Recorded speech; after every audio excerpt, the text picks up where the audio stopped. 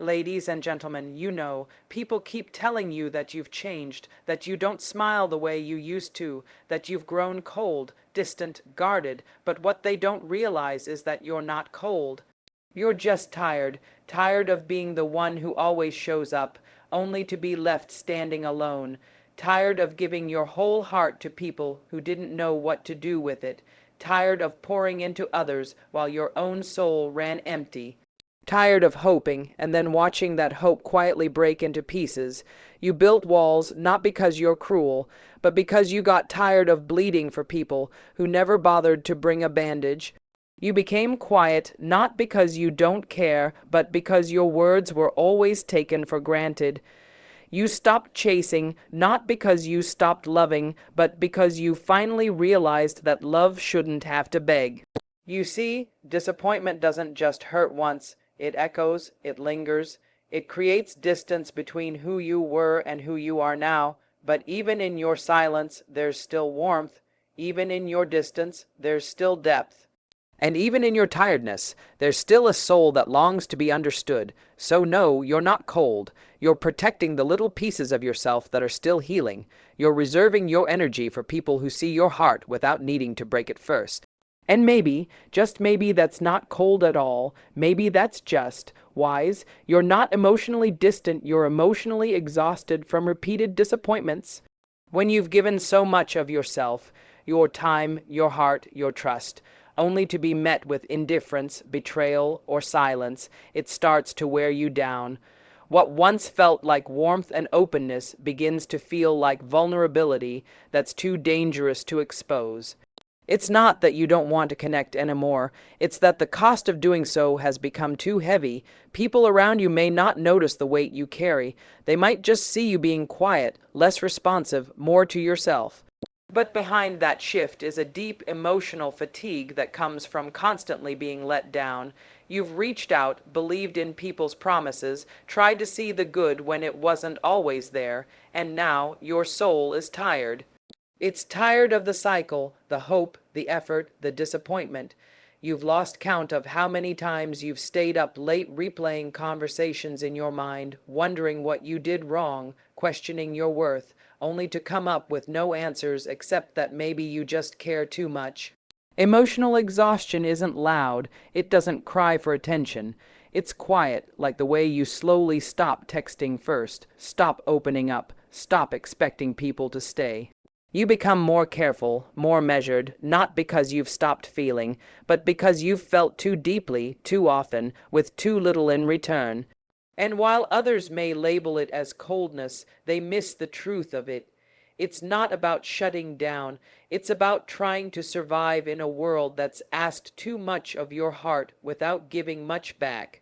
When disappointment becomes a pattern, self-preservation becomes a necessity, and so the distance they see is really just you trying to heal without having to explain yourself again, and again guarded behavior is often a response to unreciprocated effort and care. When you've consistently shown up for people, emotionally, mentally, physically, and that energy isn't mirrored back, something inside begins to shift.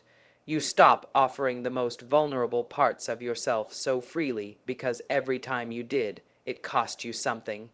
You learn that not everyone values presence, loyalty, or consistency the way you do. People took your kindness as weakness, your availability as something they were entitled to, and each time someone failed to show up for you the way you did for them, you made a quiet mental note. Over time, those notes became boundaries, walls, internal checkpoints you had to clear before letting anyone in again.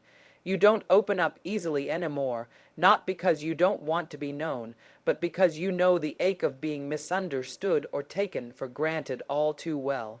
You've stopped expecting people to match your energy, to read between your silences, to ask the deeper questions. You've accepted that your emotional presence is a gift. Not everyone deserves it, and not everyone knows what to do with it. The distance others perceive in you is not coldness, it's discernment. It's the natural evolution of a heart that's been too open for too long without receiving the nourishment it needed. You still feel deeply, still love fiercely, still notice the little things others overlook, but now you protect that part of yourself like treasure. You don't give your heart out just because someone asks.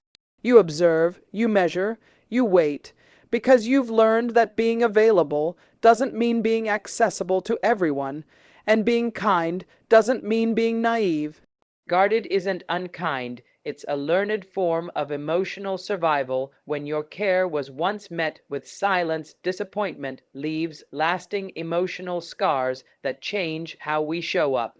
It's not just the pain of one broken promise or one failed expectation.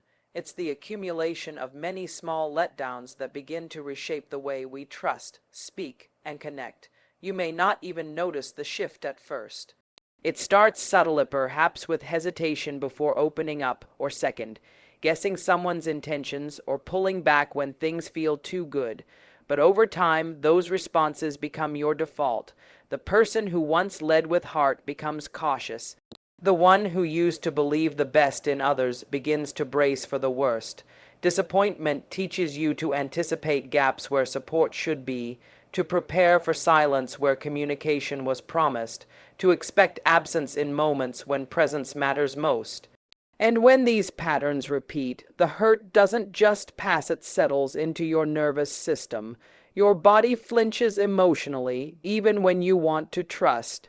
You start filtering everything through a lens of past wounds, trying to protect yourself from a pain that already happened but still echoes in the background. Sometimes people ask why you're different now, why you don't laugh as freely or love as easily, and it's hard to explain that you've been reshaped by things they never saw. Because while you were being let down, you were also learning who to count on, how to let go, what to stop expecting. The scars left behind are invisible to the world, but they're real to you.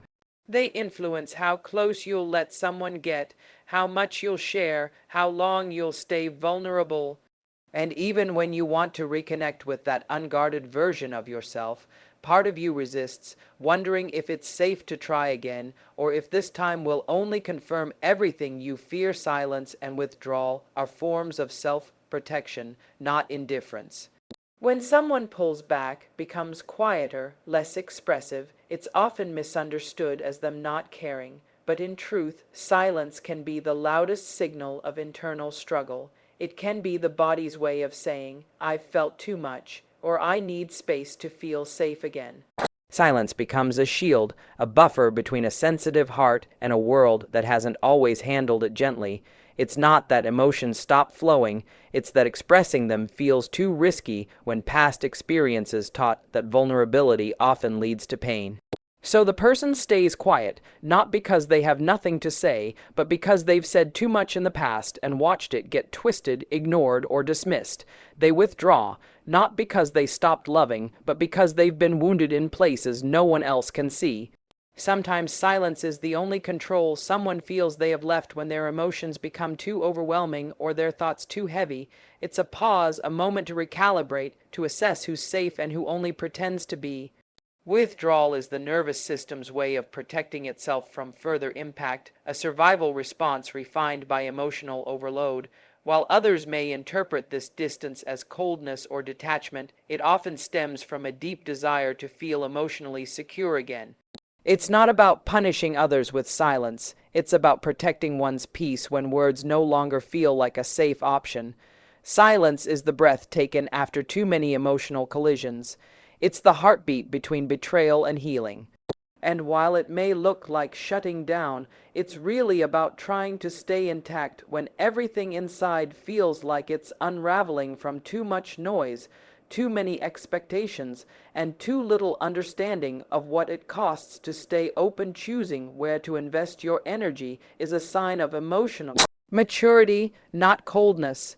When you've been through repeated cycles of giving too much to people who gave too little in return, you begin to understand the value of emotional boundaries. You start to realize that love without reciprocity is not noble, it's exhausting. So instead of pouring endlessly into connections that drain you, you learn to pause and assess. You become more intentional with your time, your words, your care.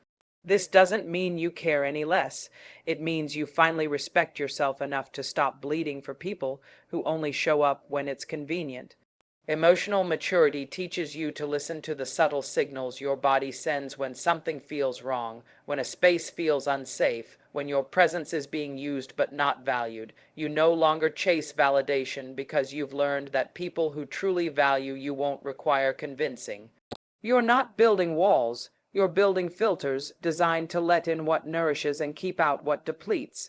People might say you've changed, that you're harder to reach, less available, more distant, but they don't see the work you've done to reclaim your inner peace. They don't see the nights you questioned your worth, the days you gave more than you should have. The quiet heartbreaks that taught you silence is sometimes stronger than speaking. Choosing who gets your energy isn't cruel, it's necessary. You've learned that not everyone deserves access to your soul just because they ask for it. You don't need to explain your boundaries to people who never respected them in the first place. This version of you doesn't settle for crumbs, doesn't bend for approval, doesn't dilute who you are to make others comfortable or to maintain one-sided connections.